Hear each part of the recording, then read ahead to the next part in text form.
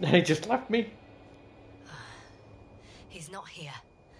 Rehitra, he took his men to the ship. They're inside now. You had rather a hard landing. How do you know all this? Well, I heard him talking to them. To you. Didn't he notice I wasn't responding? Yes, he did. He said he'd be back.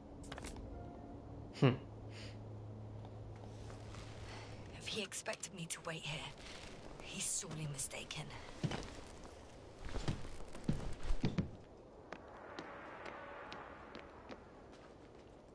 Wow. It's impressive. The Condor? Yes. It looked majestic in the pictures. In real life, too. I think I know where Rehitra is. Yeah, inside. That we'll lose communications as soon as you enter the cargo bay. Sure thing. So many tons of steel.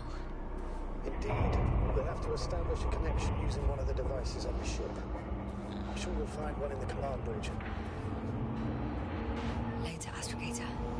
I want to get to Rehitra first. Well, there's a good chance he'll be there too. All the more reason. So that's their marvel of military technology. Rehitra wastes no time. Is it attacking already?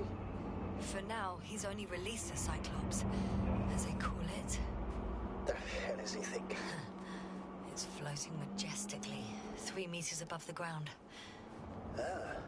What does it look like? Must admit that I haven't seen any pictures of the Cyclops. The Alliance tried to keep its existence a secret, so there are a lot of unsubstantiated legends about it. For a machine of destruction.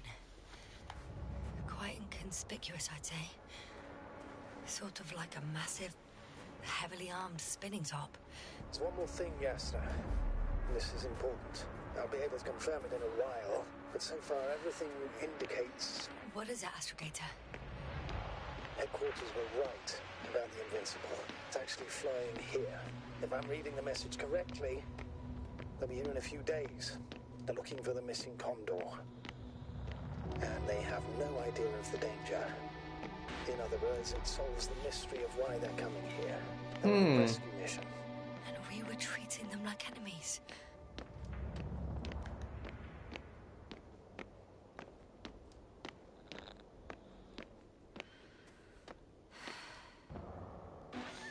I'm boarding.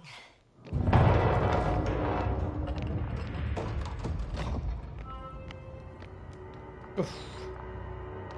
Oh, wow. That's a lot of equipment. Yikes.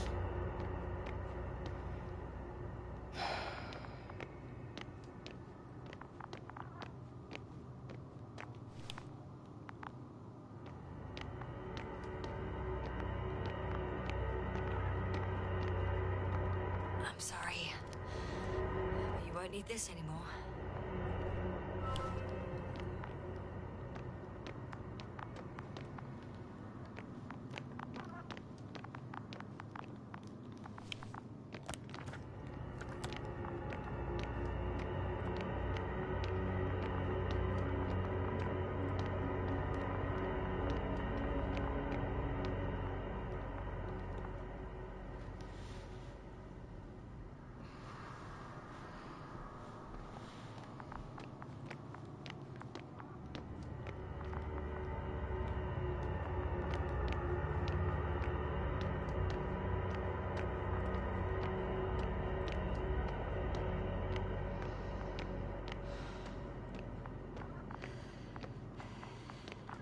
Okay, so I can only go through number 2.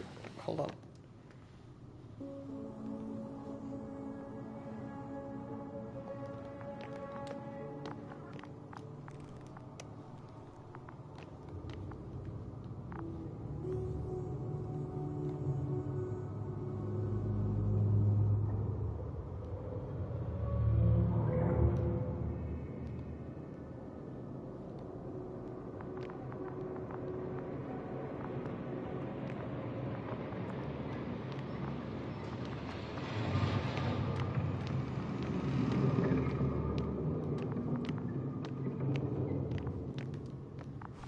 Got curious about this area here real quick.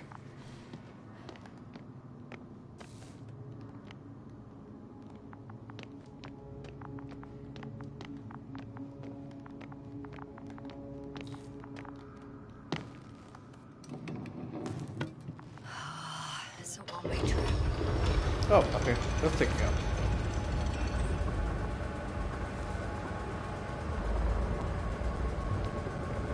So there's two ways to get up there, I guess.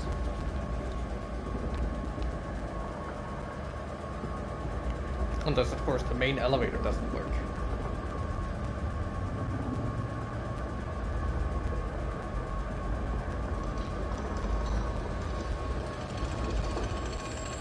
Ah, come on.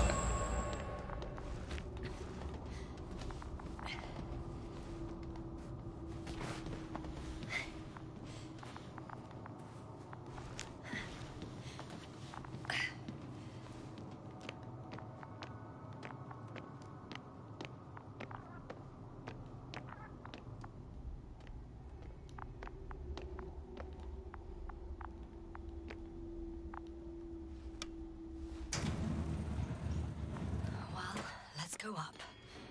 Next stop, Rahitra.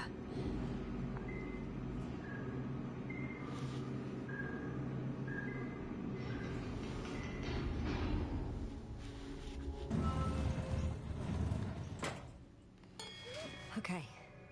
Not quite at the bridge yet, but I'm getting closer. Much closer, Rahitra.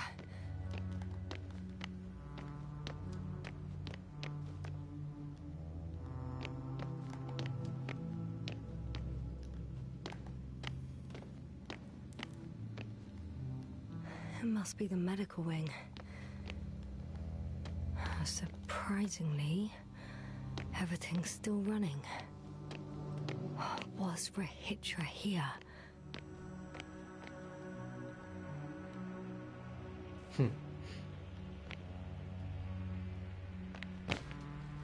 Different sections. Different elevator cards? They really overdo it with the security measures around here. Oh, I There's see. still some time to look around.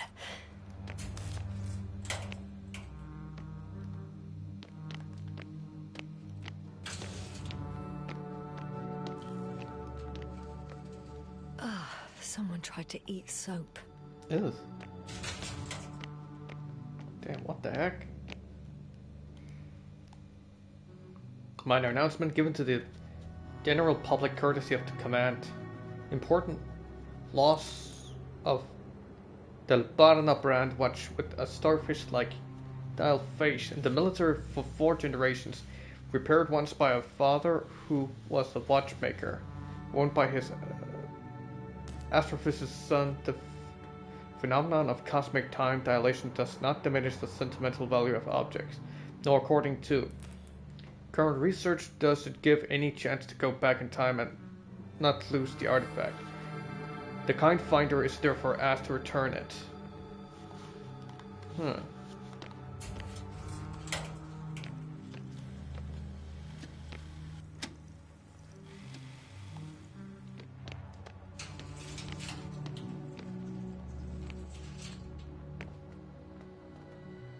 I cannot read that at all. Oof.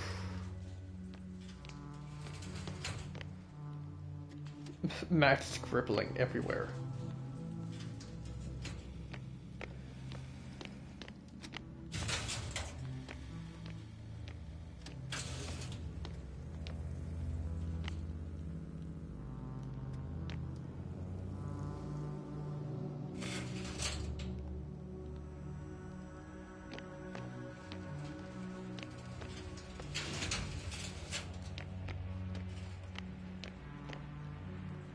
He couldn't get out. Poor Yikes. bastard. This soporific could be useful, although I prefer not to have to use it. Rahitra must have given them something to calm them down, as he did in a hideout.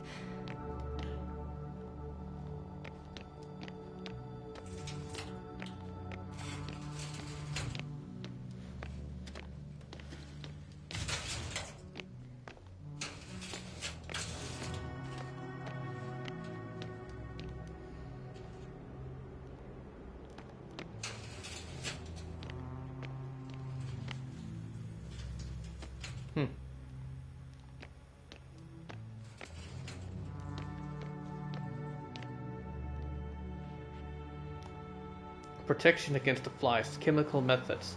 GABA can be given to the crew before going to the Regis 3 surface. Too long waiting period before taking effect. Crossed out. Significantly reduced the crew's ability to perform tasks. They Dead considered even the most absurd forms of protection against a cloud. But I don't blame them.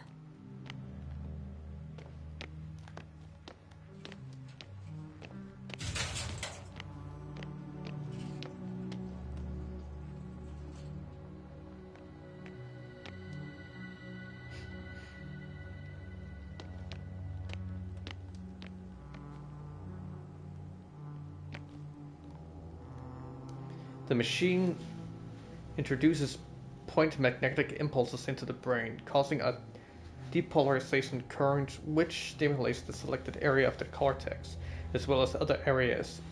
Consequently, tissue neuroplasticity and neurogenesis will increase. Preliminary hypothesis: this method will allow subjects to learn language again and understand complex social situations. Recovering memory, however, is impossible. So apparently there's hope. Oh. We can...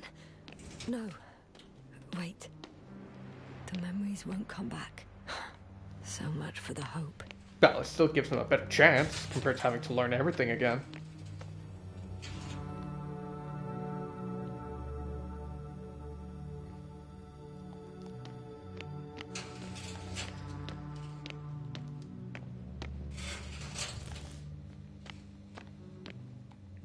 Already went here.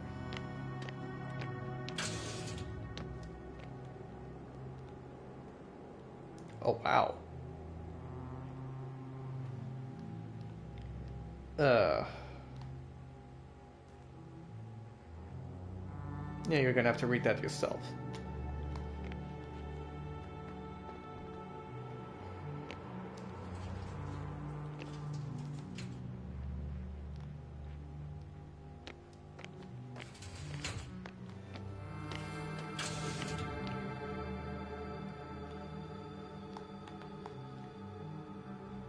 Through skull interneural stimulator, TIS, commonly known as the Grave Tabber user manual, function registering the last conscious recordings of an already dead brain. Method: sending electrical impulses through those nerve fibers which in the terminal state formed a functional entirety.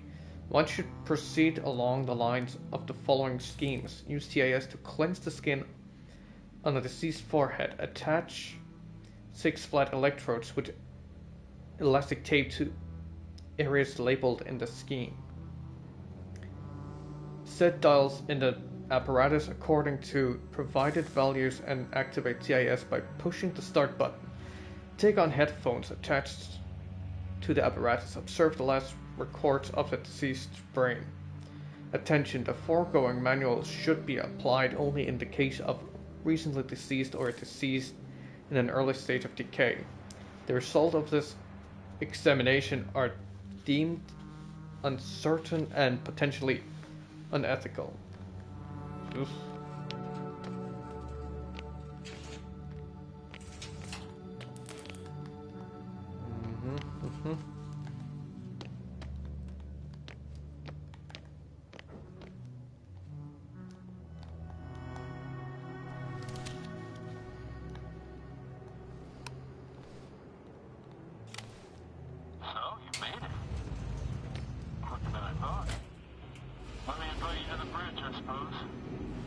Were you deliberately trying to slow me down?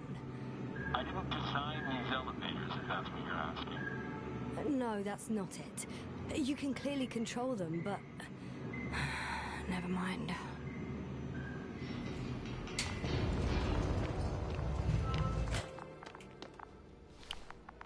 Dirac field. Ready to activate. Spherical thrower. Anti-protons. Rahitra! Here. Now that you're here, why don't you help me? With what? With the probes. They're over the battlefield. I do have visuals from the Cyclops here, but I can't do everything on my own. Oh, wait. Activity's increasing. They're coming. Are you helping or not? Come on, Yasna. It's about to start. I can't wait any longer. But why Rahitra? What? Okay, I'm ready. Oops. I was more What am I asking looking to at? how. It'll be number 5, a long-range one. It sees the entire perimeter. Better switch to a closer one. There's the Cyclops. Great.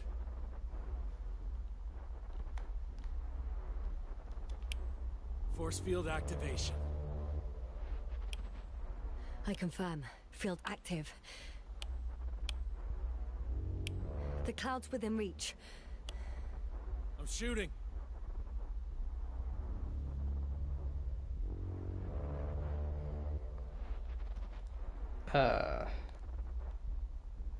So what do I do? The close range is dead. No wonder. It's boiling over there.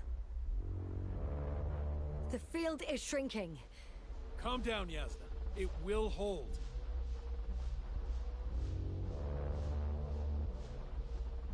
Whoa! Damn. Oh, beautiful. It's not a machine, it's the devil himself. I'm telling you. And here comes a whole lot more.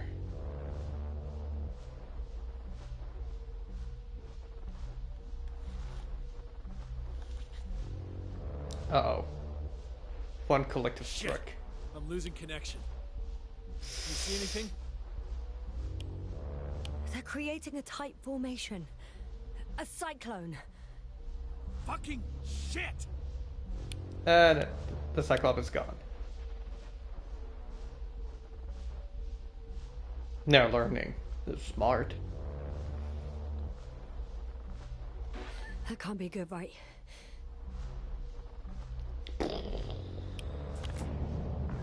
What was that? You tell me. Can't you see anything? Cyclops is The gone. mid-range is dead. How about the long range? The long range works. The cloud has stopped attacking. The Cyclops is... Huh? What is it doing? What did you see? Yasna, The cloud won. It took over What? the Cyclops. you said... Don't count on the Cyclops anymore. The circuits must have gone haywire. It shot down the probes. Now it's probably operating with a new goal. Like all those machines earlier. I don't understand. How? This is pure madness. Hey, at least we still have the Invincible. Don't mock me. I'm not mocking you, Rahitra. They really are flying here. They'll be here in about... Just hold on for a moment. I'll find out. Now where's communication?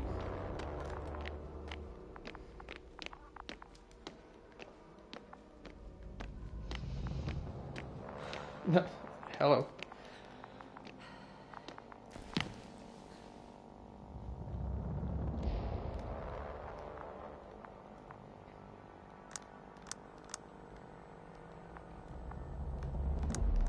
Condor, are you there? This is the commander of the IC Dragonfly unit, Astrogator Novik. I'm here, Astrogator. Unfortunately, I don't have good news. The Cyclops got out of control. What do you mean? Just like the other machines. Now, it'll wander around aimlessly. Or even worse. I had a feeling it would end like this. Do you know what Rahitra is planning now? I have no idea. Well, then I need to talk to him. You, sir? Yes. Can you switch me somehow? Okay. I'm switching you to the bridge. He should be able to hear you now. Done. Please talk. Hello, Condor. This is Astrogator Novik, commander of the IC Dragonfly ship. I repeat, this is Astrogator Novik to the crew of the USCA Condor cruiser. Please come in. Could you stop with all these? Rohitra, Engineer Rohitra. Among our crew, I'm the last man standing, so to speak, which I guess makes me commander. Who would have thought? In that case, I'm making an official request to join our forces to prevent the danger that threatens both sides. Oh, enough, Novik. That's enough. I agree, officially and all that jazz. We're already taking steps to eliminate the threat. I'd even say that your crew is working on it pretty damn actively.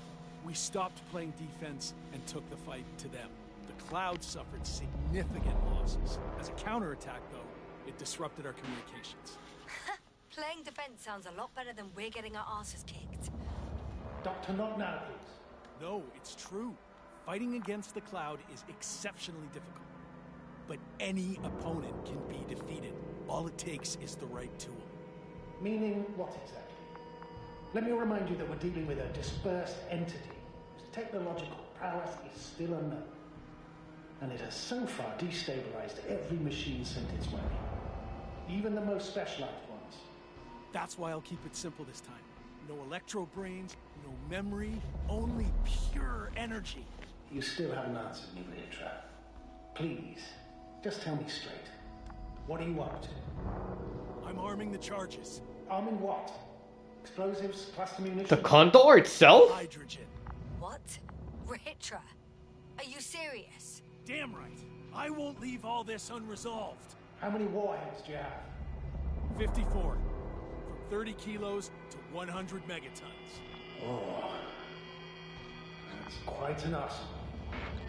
We really do have enough power. That's an understatement, Doctor.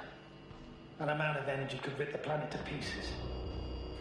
I'm not an idiot. I won't send everything at once. I'm preparing 8 smaller warheads to start with. And then?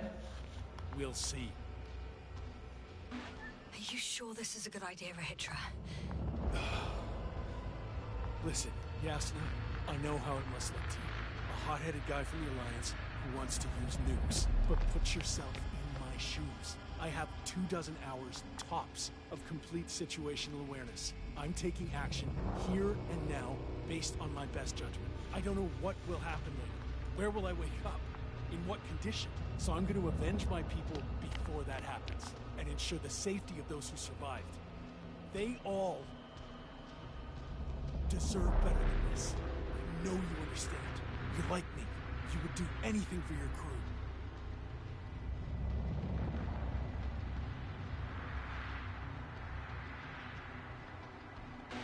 I understand, yes.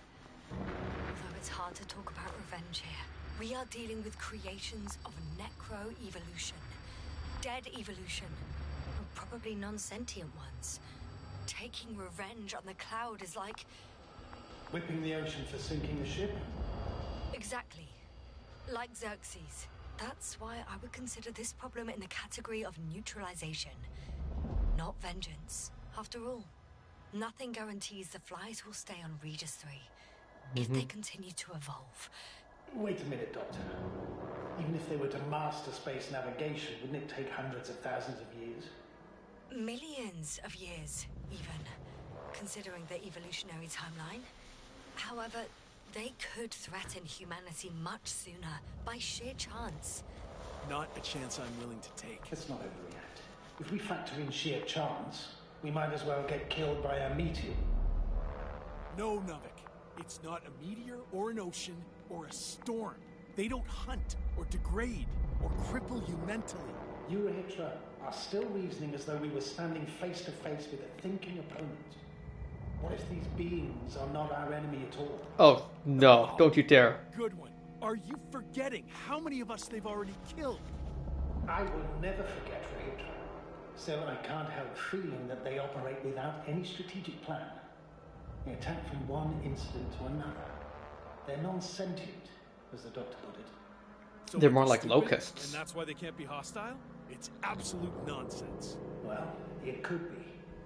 Yes, sir. What do you think?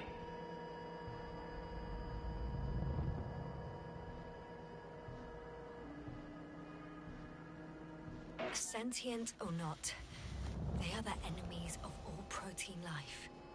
Ergo, our enemies. Just like that. Yes. Please remember what we've learnt. Before the machines came to Regis 3, this planet was teeming with life. before the cloud wiped out all its competition. Wait, what species are you talking about? Dr. Yasna found various traces of conflict, lasting for hundreds of thousands of generations. Both living organisms and mechanical creators of the cloud, as well as other products of dead evolution. The list is quite long. Hang on. Creators? Yes. Millions of years ago, someone must have built primordial mechanisms. Machines could have self-built in successive generations, but something must have created them first. I don't buy it. It's like some robot fables. No, Rachel, these are no fables. We have gathered evidence for it. How did these machines even get here? Who built them? Our cyberneticist had a hypothesis before we lost consciousness. About the Lyrans. Yes, that one. Lyrans. It does ring a bell. Wasn't there a book about them? The Cranian's monograph. According to his notes, before the explosion of Zeta Lyran, the sixth planet of the system was inhabited by intelligent beings. Let's say their scout ship landed here and that a disaster occurred. Some kind of reactor explosion, chain reaction. Suffice to say, the wreckage that landed on Regis 3 had no living beings on board. Only the machine survived. And then what? They started bashing in each other's tin heads? Doesn't make much sense to me. Machines don't have emotions. They don't argue. First things first. Millions of years ago, some highly advanced race sent machines to Regis 3. And these were specialized homeostatic mechanisms, left with no one to command them. As an engineer, you know well how it is. A robot does what it needs to do, whether it serves someone or not. At first, they probably just repaired themselves, or built a home for their dead masters. Until something forced them to change. Exactly. Certain types of predator eat anything that moves. So I'm betting they were attacked by local fauna. The key was that these machines had the ability to produce others as needed. To combat, say, flying reptiles, they started producing flying machines. That still doesn't explain why they started fighting among themselves. Since they already defeated the living organisms, why keep producing themselves? It makes no sense.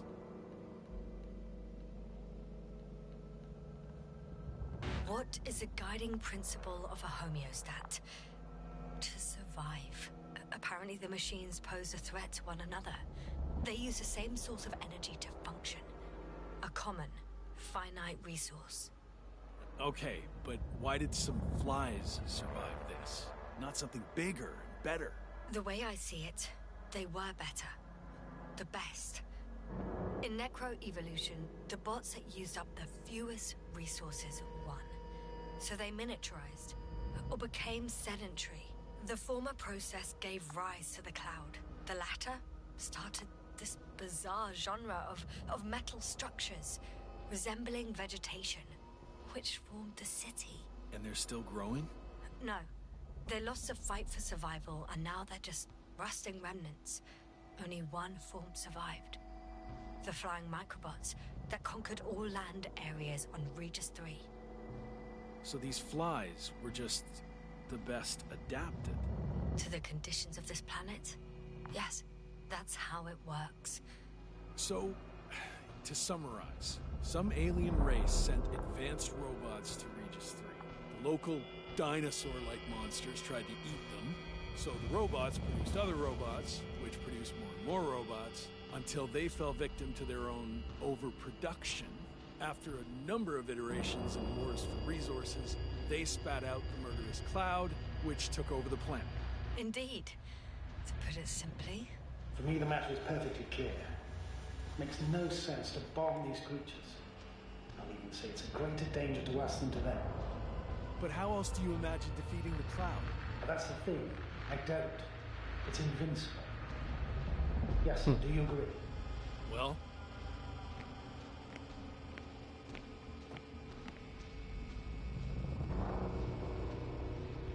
if this is gonna work, the attack must be all out. What are you saying, Doctor? After a sufficiently powerful explosion, the ocean waters will begin to vaporize. Cloud cover will increase, the albedo will rise, and the resident symbionts won't be able to provide the minimum energy needed for reproduction. So yes, we can destroy the cloud. Ha! I knew it! Along with ourselves. Oh. Oh. You think we can defeat them and survive? Technically, we'd have to wipe out the entire planet. That's not our goal here, is it? No, it's not. So, you think there's no point trying with smaller charges?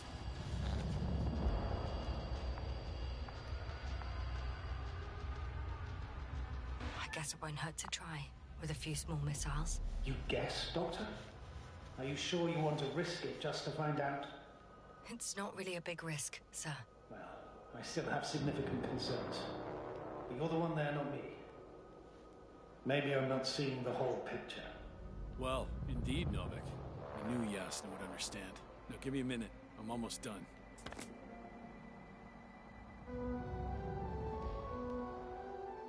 See these switches? The ones on the launch control unit? Yeah, I see. Do I use them to launch the rockets? Not yet. We use a button for that. The red one.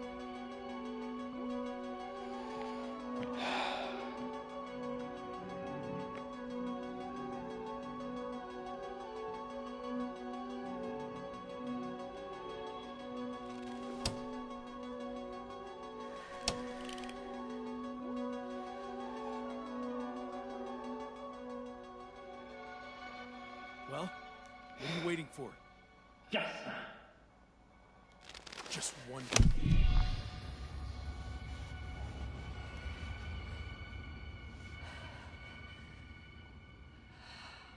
Watch your eyes.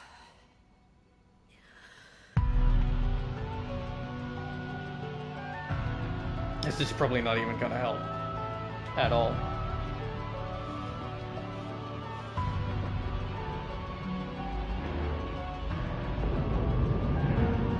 This will clear the air out of the flies. I can already see them melting. Take that, fucks.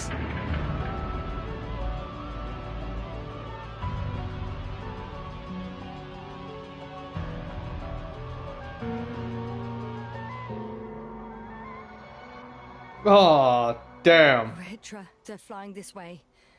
What have you done?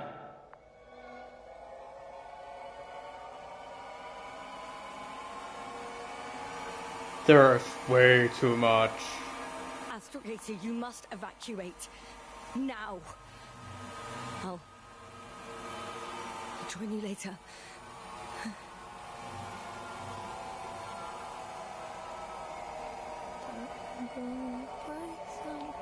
Yasta! Yasta, are you there?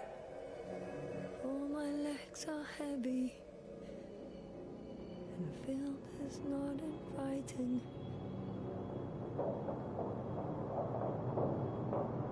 Legs become too heavy, hands become too heavy.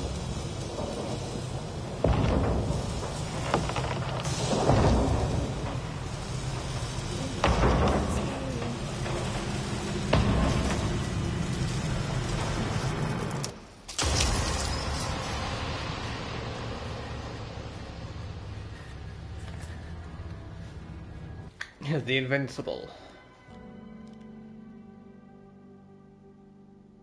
Yasna witnessed devastating power of the cloud. The end. Yasna finished her story on Regis 3. But if I choose not to attack, does that mean that they will not attack themselves because they're not that hostile? But at the same time, Yasna did try at one point to, what is it? Take two canisters, put them together, not an attack, but then she got attacked because of it. No, she didn't die.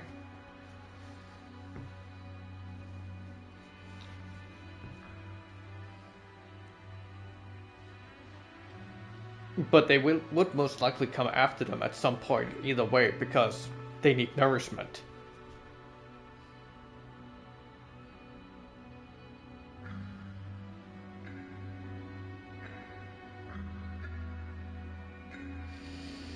If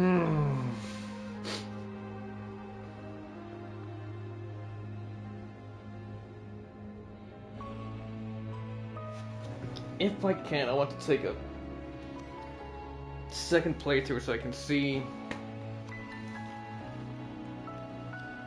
like what the other ending would look like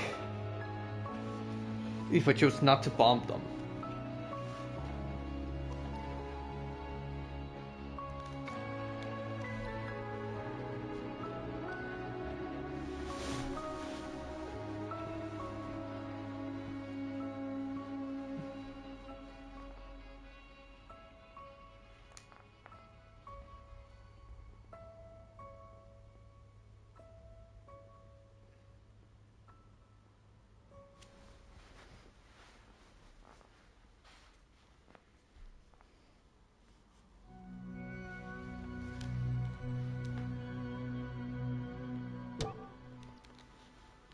What happens if I press continue? Ah, so we go back to the same place again. So I can see the second ending. If I choose not to attack.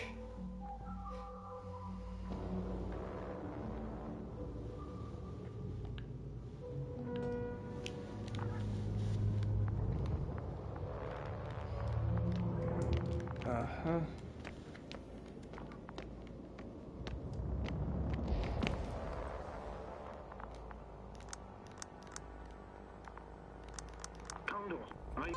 This is the commander of the IC Dragonfly unit, Astrogator Novik. I'm here, Astrogator. All hope lies with the Invincible. I see. The Cyclops failed. I had a feeling it would end like this. Do you know what Rahitra is planning now? I have no idea. Well, then I need to... You, sir? Yes. Can you speak? Okay. Done. Please talk. Hello, Condor. This is Astrogator Novik, commander of the IC Dragonfly ship. I repeat, this is Astrogator Novik to the crew of the USCA Condor cruiser. Please come in. Could you stop with all these? Rahitra, Engineer Rahitra. Among our crew, I'm the last man standing, so to speak, which I guess makes me commander. Who would have thought? In that case, I'm making an official request to join our forces, to prevent the danger that threatens both sides. Oh, enough, Novik. That's enough. I agree, officially, and all that jazz. We're already taking steps to eliminate the threat. I'd even say that your crew is working on it pretty damn actively. We stopped playing defense and took the fight to them. The Cloud suffered significant losses. As a counterattack, though, it disrupted our communications. That's why we need to change tactics. To be honest, I don't see how changing tactics in this situation would make any difference. I strongly disagree, Novik. All it takes is the right tool. Meaning what exactly? Let me remind you that we're dealing with a dispersed entity whose technological prowess is still unknown. And it has so far destabilized every machine sent its way. Even the most specialized ones. That's why I'll keep it simple this time. No electro brains, no memory, only pure energy. You still haven't answered me, Rahitra. Please, just tell me straight. What? A nuclear weapon? Seriously? Damn right. I won't leave all this unresolved. How many warheads do you have? 54. From 30 kilos to 100 megatons. Oh, that's quite an arsenal. We really do have enough power. That's an understatement, Doctor. And a man of energy could rip the planet to pieces. I'm not an idiot. I won't send everything at once. I'm preparing 8 smaller warheads to start with. And then? We'll see. I'm against escalating the conflict. Huh. So much for our groundbreaking cooperation. I didn't... Why do you jump to conclusions so quickly? How has it turned out for you so far? Clearly you lack tactical experience. Save it, Novik. I don't need a lecture. This is my ship and my people. and it's my goddamn duty to avenge them. Period. Yasna, I know you understand. You're like me. You would do anything for your crew.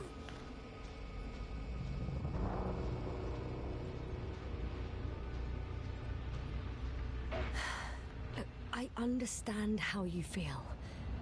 But you can't approach this problem in terms of revenge.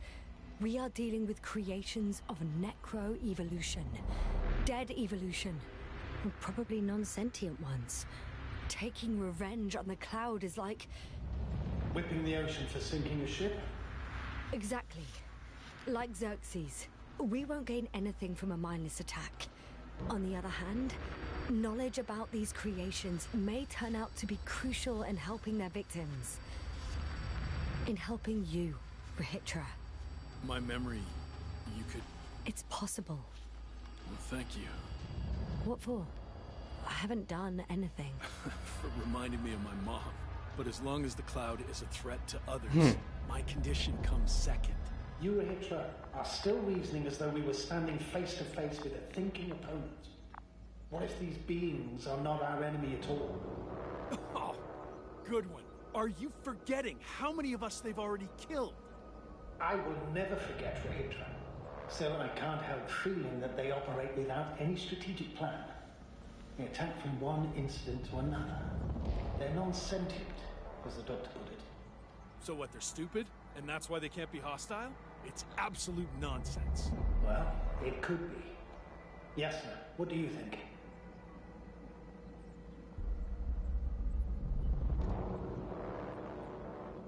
They're not stupid or hostile, but rather programmed to react.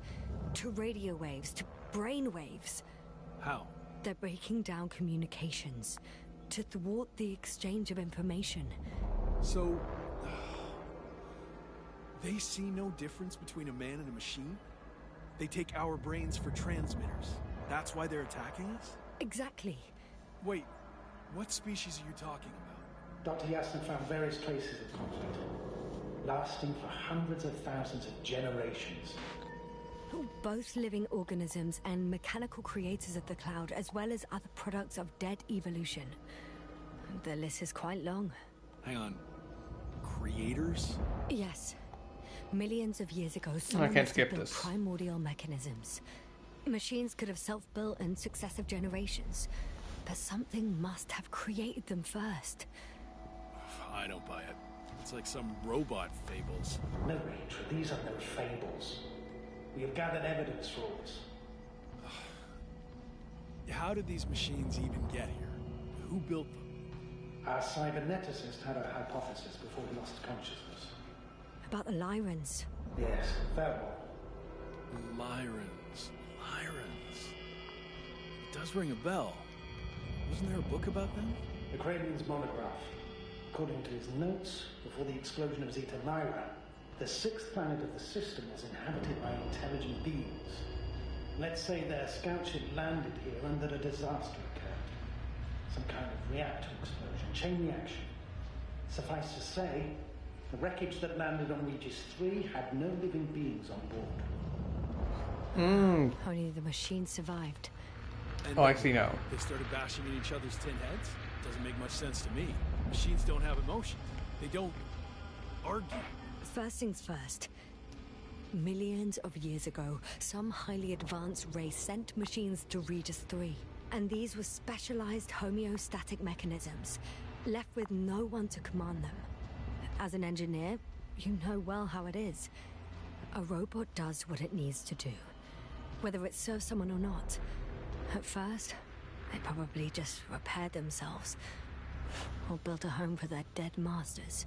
Until something forced them to change. Exactly. Certain types of predator eat anything that moves. So I'm betting they were attacked by local fauna. The key was that these machines had the ability to produce others as needed. To combat, say, flying reptiles, they started producing flying machines. That still doesn't explain why they started fighting among themselves. Since they already defeated the living organisms, why keep producing themselves? It makes no sense. What's a guiding principle of a homeostat? I don't... That was a rhetorical question. It's all about survival in changing conditions, even the harshest ones. Further forms of necroevolution were no longer threatened by the local fauna, but they had to find sources of energy and materials from which they could produce replacement parts and offspring. Originally, their descendants were undoubtedly powered by radiant radiation, but on Regis, there are no radioactive elements at all. Ah, sounds familiar. When the energy runs out, you have to wheel and deal. Yes, the default source wasn't available anywhere, so they had to look for an alternative. There was a severe energy crisis and a conflict among the machines. Simply put, they fought to survive, exist. That's what evolution is all about selection. Wait, Doctor. We've established that these beings are mindless. Shouldn't the organisms with the most developed nervous systems win the game of evolution? In this case, instead of a nervous system, there was some kind of electrical one, but the principle remains the same. Not exactly, sir. The most advanced of the mechanisms that landed here derived energy from their own radioactive resources. Simpler devices such as small repair systems could have had solar panels. And in that case, would have had a significant advantage over the others. But the other ones could defend themselves. They could attack. With atomic power. Yes, that's possible. But I see it differently. In necroevolution, the most successful beings were those that excelled in miniaturization above all else. Also, the sedentary creations. The former gave rise to the cloud, which the flies form when necessary, in pursuit of a common interest. Meanwhile, the sedentary ones gave rise to a peculiar species of metallic vegetation. Those structures formed the city. So, it's still functional? No. For some reason, the city lost a fight for survival. And now, there are only rusting remains. Only one form survived. The microbots that conquered the land on Regis 3. So, these flies just adapted best? To the conditions of this planet. Yes, that's how it works. So, to summarize, some alien race sent advanced robots to Regis 3. The local dinosaur-like monsters tried to eat them, so the robots produced other robots, which produced more and more robots, until they fell victim to their own overproduction. After a number of iterations and wars for resources, they spat out the murderous cloud, which took over the planet. Indeed. To put it simply... For me, the matter is perfectly clear. It makes no sense to bomb these creatures. I'll even say it's a greater danger to us than to them. But how else do you imagine defeating the cloud? Well, that's the thing. I don't. It's invincible. Yes, sir, do you agree? Well...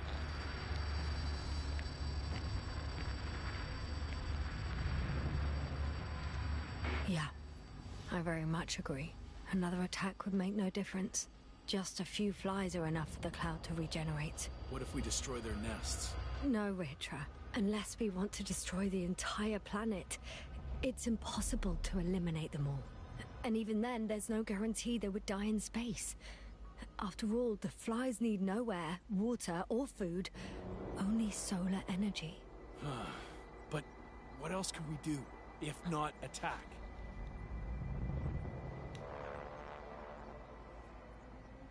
The Invincible is near. We can wait for its arrival. Right. That is one solution. Somehow I had a feeling I would never leave this place. You don't have a lander? We had two. But the cloud destroyed both. Huh. Done. Warheads are armed. One more press of a button, and there'll be no turning back.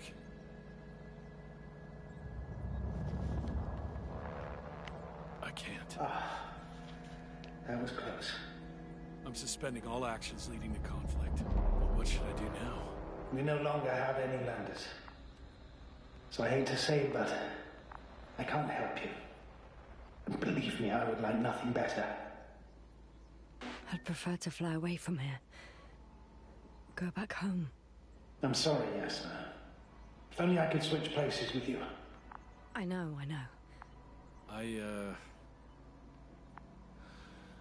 Need to check on my people. Good talk, Novik. Likewise, Rahitra. Join me whenever you can. No rush. Yeah, thanks. So, he's gone. Doctor.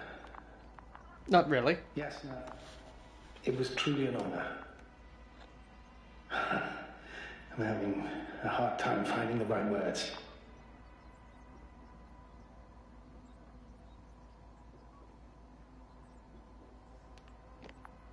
Oh, so for every movement you make, you push up time, so you lose the chance to talk. Okay.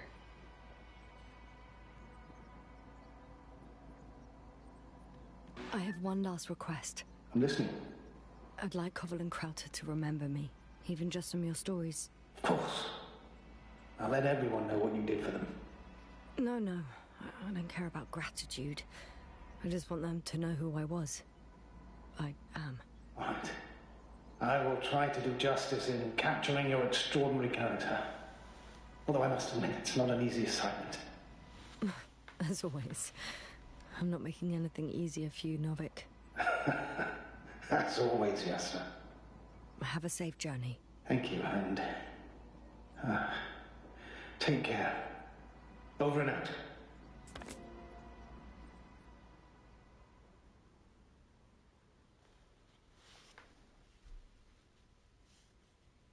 Are you sure? Yeah. You look... Like shit. I know. really tired. That's what I meant to say. Because you're trying to be polite. The undeniable truth is, I look and feel like shit. Will you close it for me? Of course.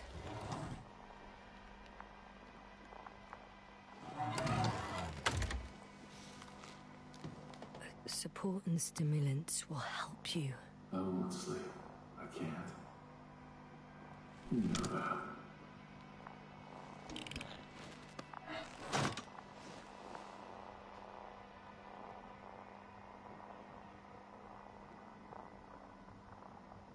I have to endure somehow. The situation won't get any better if sleep deprivation kills you. Stimulants should only be taken in exceptional circumstances. Not every day. Well, this is an exceptional situation. I can't imagine a more exceptional one. It's a strange feeling. Remaining conscious in the hibernator.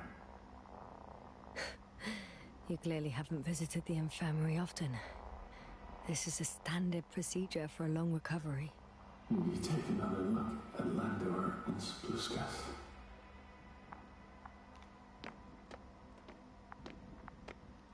I'm doing it now. Don't worry.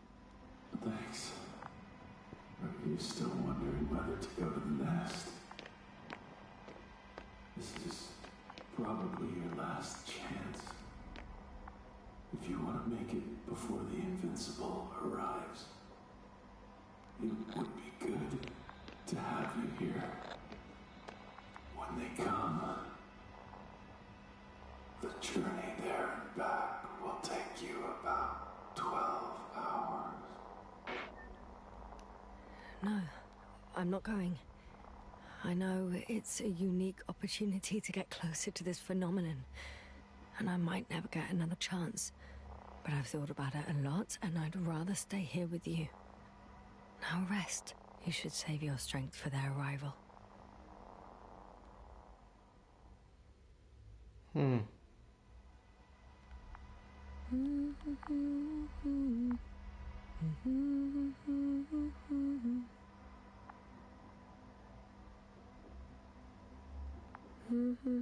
Too heavy. Hands become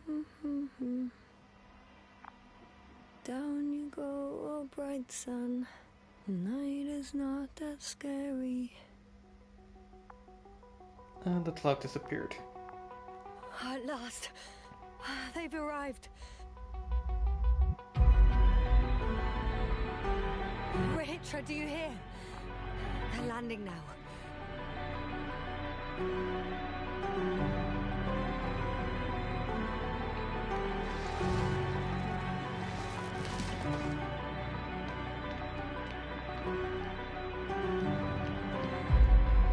Ritra?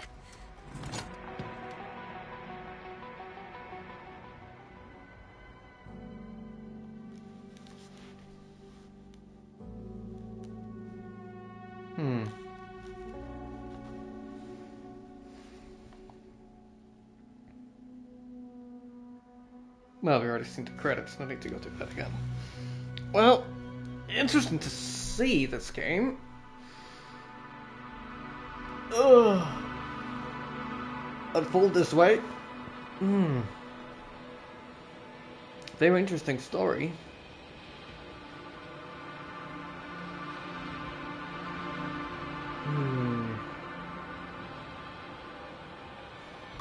Oh, jeez, where do I even begin?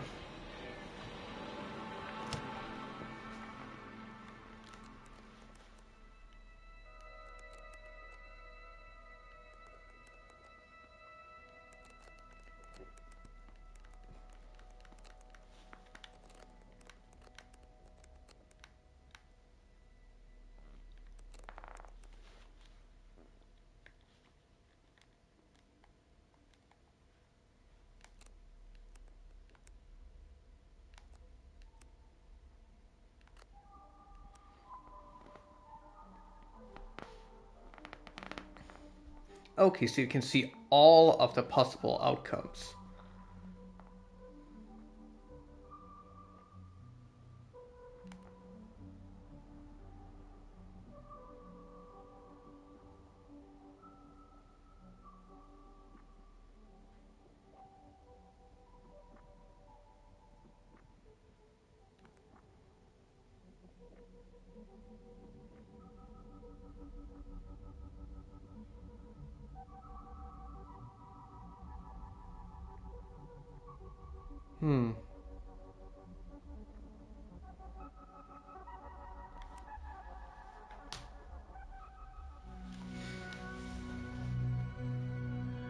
Alright.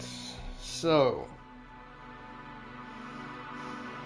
it is a very slow game, I would say, most likely. If you're looking for action and such, this game is not for you, absolutely. But I will say, the uncovering of everything in such a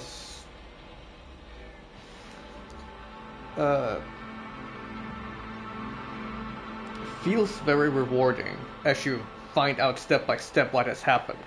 And it's not like a too grand thing where it's like the truth splits in too many sections and stuff like that, where you find out one truth and then, or evidence or whatever, fact, and then it splits into 2 questions or 3 questions and becomes a big branch of just more questions. It's mystery. You get a question, you find the solution, you get another question, and then you find another solution. So step by step, you get the frame of what has happened here, and the story and the comics can help you with keeping track on what has happened through all of this. Which helps a lot.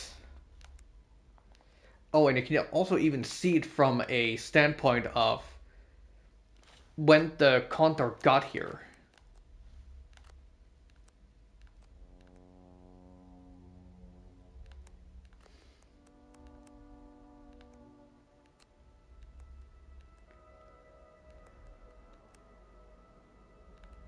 Huh.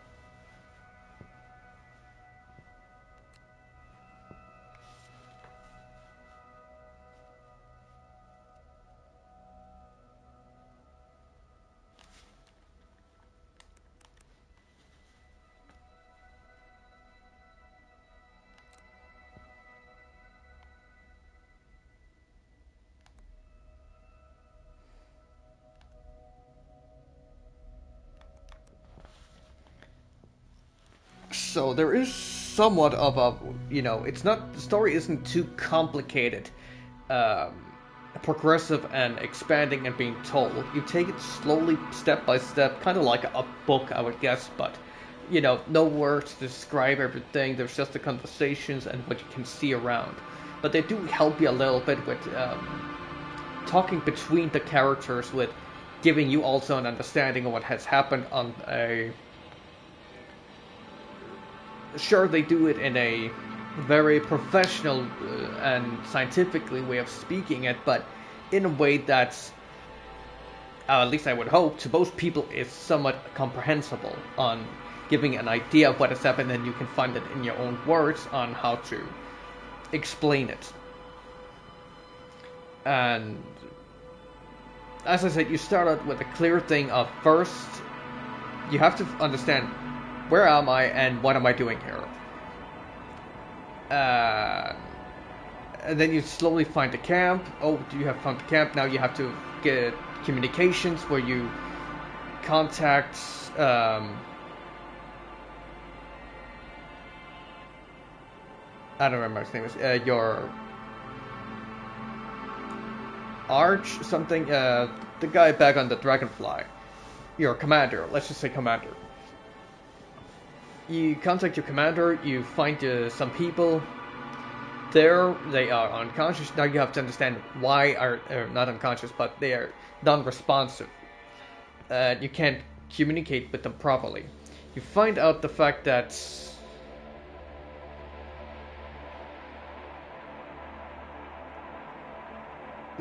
your crew has gone down here and mission has gone completely wrong, or something has gone completely wrong. You then try to find your whole crew and make sure they're safe. Then when you get to the last member and want to try and get them out, you find out that there are someone else here already. And have been here for a long time. Well, in the beginning you don't know if they've been here for a long time. You expect they're supposed to be the Invincible.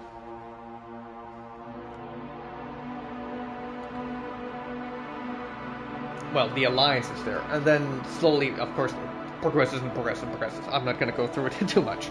But yeah, it takes step by step on explaining the story and not diverging it too much, which simplifies it a little bit. And doesn't make it too incomprehensible. And then there's also some side paths here and there you can find where you can make some choices. You can choose the dialogue, though inevitably it will lead back to the same path you have to go, pretty much. Though you can, luckily, have some peaceful talks, specifically with Roscoe. I don't remember exactly what his name is. But, for example, you can talk him down, you can collect some evidence through the story, where that can lead to other dialogues, so you can hopefully also get some more ideas on what has happened here, from the Condor's research they have on understanding things that has happened here with the evidence they have themselves. And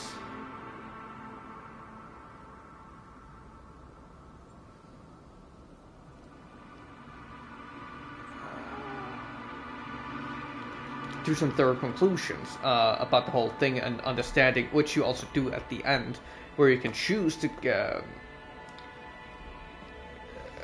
do a dialogue to try and reason with the survivor on what has happened and why you shouldn't attack, because you will get nowhere with this. And I imagine that you could potentially at least try something. But that turned out to be just trying to, what would you say, shoot a rock at an elephant, so to speak. Or throwing a rock at an elephant. And you just get absolutely obliterated. But you can diplomatically talk it down so you can reason with him and say, we won't get anything out of this. The best we can do is just wait on this other crew that is coming in, the Invincible itself. And then also through some other things, you can also choose of what it seems like. You can choose to actually leave the planet, or you can just choose to stay there with the crew of the Condor, pass on the knowledge onto them. Unfortunately, what's his name? The survivor doesn't, survive.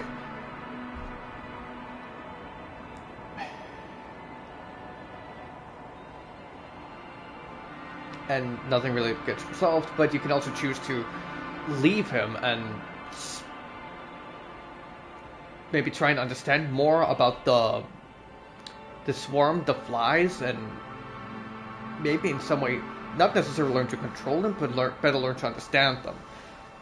The behavior, how they function, what ticks them, and then proceed to give the information to the Invincible when they finally get there themselves.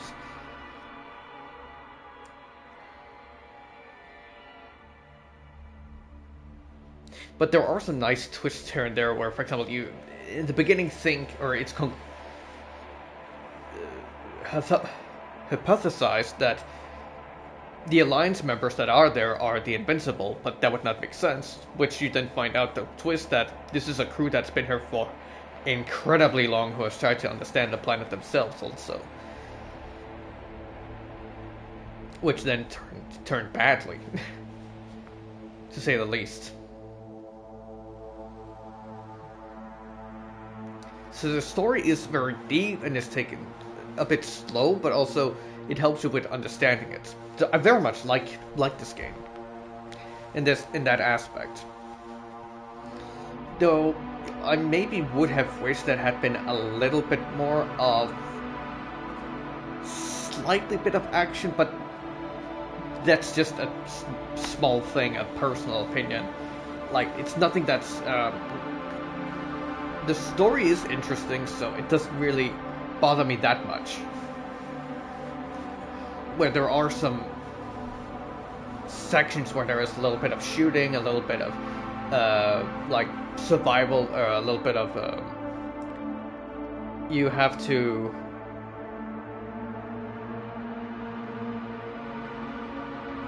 do some reactions, you have to try and fight off, try to survive. And it's something that's not supposed to take, like,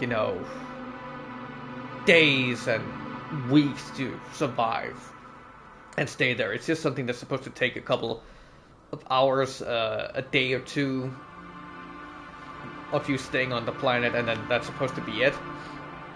But also, I mean, the main character, I don't remember what her name is now. But she's on this planet for a long time. There's nothing about, oh, oxygen's about to run out, so I need to keep an eye on my meter. There's nothing about I have to find food to bring with me. There's nothing about water. I don't really feel like there is a survival in this game. It's more about just the story itself, but that might be full on the intention that you're supposed to take your time, take in the atmosphere, the scenery, and all of that stuff.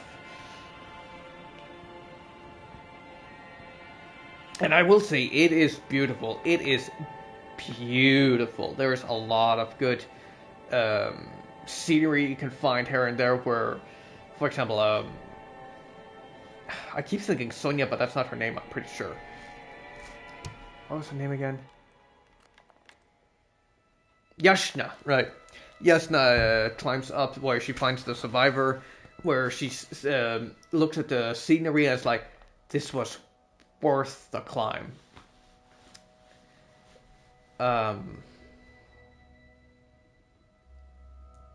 there's the whole thing of you taking your time, you're trying to understand everything. There are a few clues here and there to help you with the scenery, where you have the markers that tell you some thoughts of Yasna, like, oh, this is the wrong way, this is the right way, this can lead to somewhere. And so once you get some hints here and there, you can of course turn it off, so you are completely in the blind. But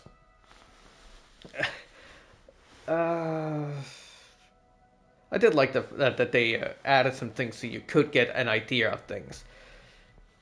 And there is also the dialogues between Yashna and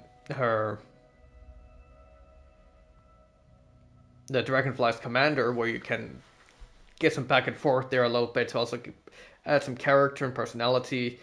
And the other members also show some character here and there with the past audio logs and past cutscenes you see of them, where you get an idea about their personalities and such. So, yeah, this is absolutely not a game if you want action, but the story, the progress, things is let out phenomenally, and the comic book also helps, as I said, with going back in the story. If there's something you missed or something, you can just look it up there. And didn't seem like the team was too big, like, or they skipped some giving credit to some people, but it seemed like it was reasonable for the thing. The main thing is the art style and a little bit of gameplay, of control and dialogue. So it's not like a lot of different structures had to be made. It was the landscape that was the main focus, then the dialogues, the science, the story, pretty much. As I can imagine, this game didn't need a huge team. It needed some who were maybe specialized or had great interest in the subjects that is about this game, which I very much like. And they do also give you the option to go into chapter select, where you can see the different parts, and it's not too long. Like, could potentially be longer, but if it became much longer, I think it would be dragged out way too much.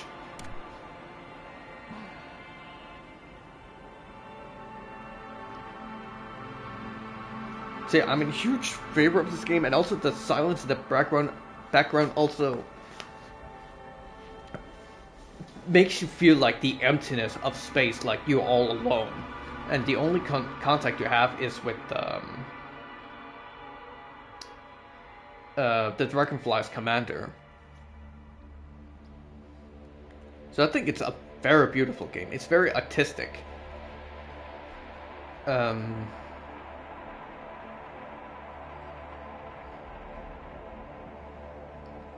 And also interesting with the light form that they have made on this one, where it's not an invasive species, well, kind of is, but it's not like you know what the enemy is from the beginning, and there's nothing like biological monsters roaming around and such, a virus, like something that has been done again and again and again, and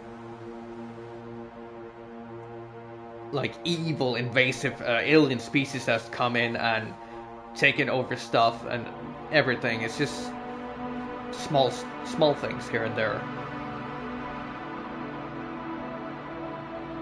It is just simply something you find that is unexplainable, then you find out it's a machine, and then through the different things you've found, you've gathered the whole idea of what has happened here and what has caused it.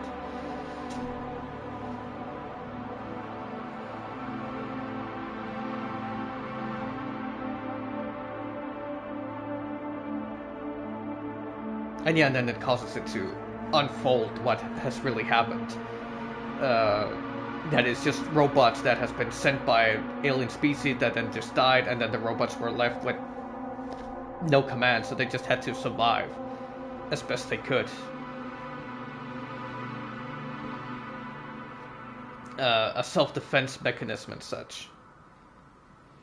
So, yeah, very interesting. And I also give them the nice credit for the fact that you have multiple options of endings, which is also pretty good.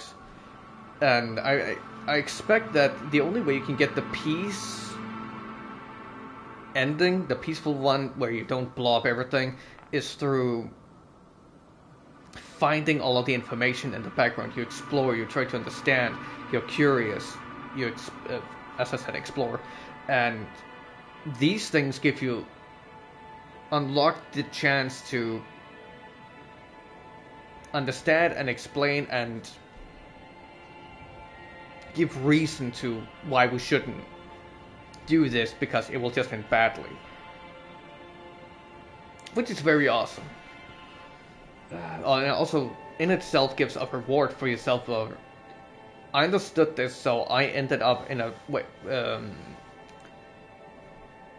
a solution that caused no more life to have to die.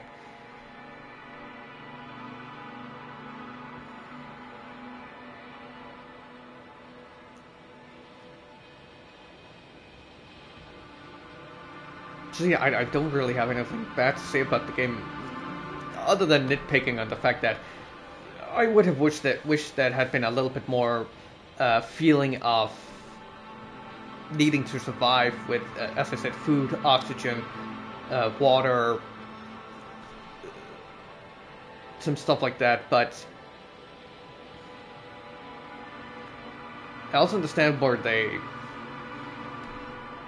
just wanted to keep it a bit more simplified and being about story more than anything else.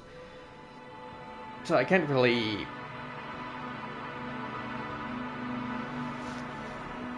criticize them for that choice.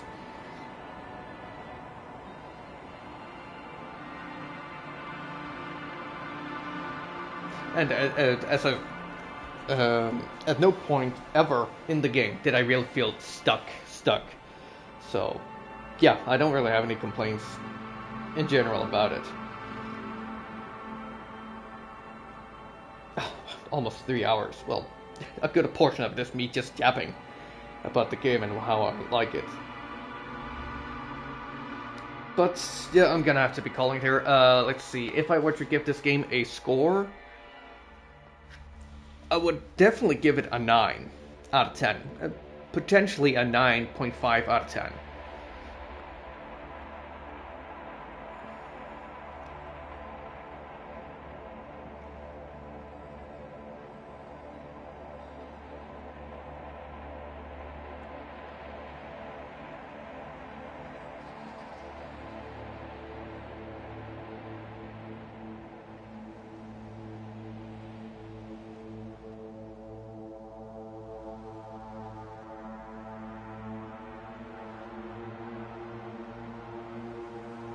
Yeah, I'm trying to wrap my head around if there's something else I would like to say, or something, but yeah, I don't think there's anything else. So yeah, I'm gonna be calling here, making a raid.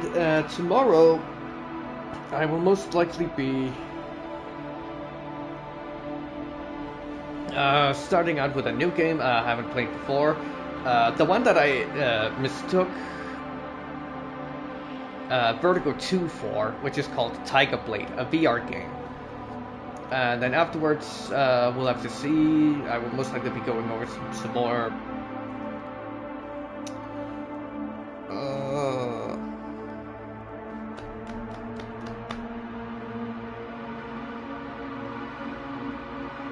Tainted Grail, Fall of Avalon. And then we'll see what happens. I might be ending up with some King of Meat, where I have a few more of the tutorial things I want to do for the stream. And then we'll see what happens. There's also the thing with the milk run, or whatever, milk meat run, or whatever it was called. That was solo thing content, so I might take a look at that and see what it's all about. Or I'll be playing some more Byteland Overclocked, and try and see if I can get further into the game, potentially beating it. But, yeah, soon I should also be starting out with, returning to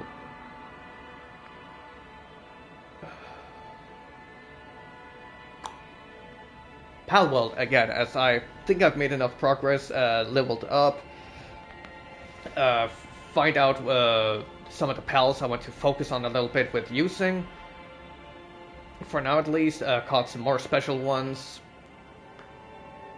that I've specified as legendaries. And we'll see what happens after that. Eventually. Oh. So yeah, without further ado and dragging out, I'm gonna be calling it here, so thank you for watching. If you're watching this on YouTube and you like the VOD, please feel free to leave a like, subscribe, and hit the bells and notifications for when I upload videos. If you're watching this on Twitch and you like the VOD, please feel free to leave a follow so you can get notifications for our live stream. I will usually live stream on Wednesdays around 4 or 5 p.m. CT, that's making around 9 or 10 a.m. CST.